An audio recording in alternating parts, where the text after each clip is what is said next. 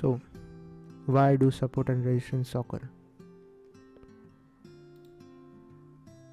We have previously discussed what is support and resistance, and we will go through why it occurs.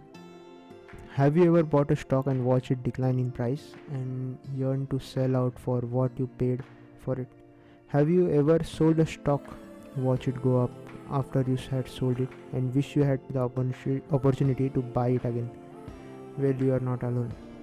These are common human reactions, and they show up on the stock charts by creating support and resistance. This statement was stated by Giller in 1962, and which is still valid in 2200 centuries. 20th century.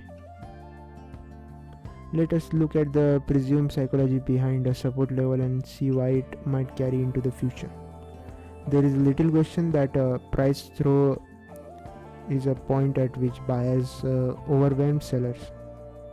In figure 4.1 as shown here, Apple peaked at $13.60 on February 24, a potential resistance level, and then declined, touching $121.63 on March 12,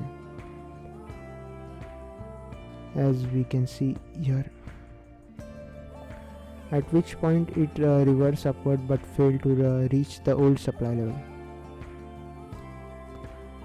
Subsequently, the stock price fell back to $122.60 within a dollar of the earlier support on March 26, rallied to $134.54 within $0.86 of the first peak and resistance level, and fell again to the support level and halted at $123.36, only $0.76 from the previous trough. We now have two well-defined resistance points and three support points, $13.60 and $13.54.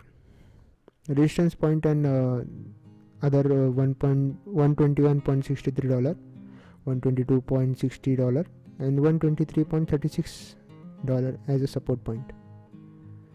So we can assume there are potential buyers between $121.63 and $123.36 in here and in here. This is the zone I am talking about. In the next sell-off, those who sold short at 134 level will be covering because they have seen that price halted its earlier decline at about $122 and do not want to take the risk that it will rally again to 134 and wipe out their profit.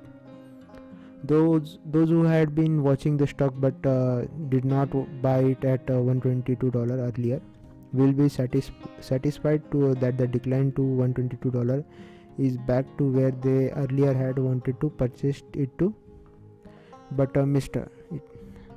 Those who sold the stock at the low of $122 when it declined from 134 saw the price immediately rise thereafter and wished to re-enter a position at the price they sold it earlier.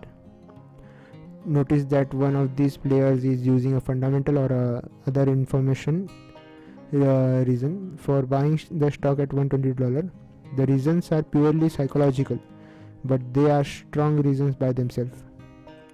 The presumptions for technical analysts is that $122 has now become a support zone and that price will stop declining at that level in the future. The presumption is that the more frequently prices halt at a zone, the stronger and more important that zone will likely be in the future.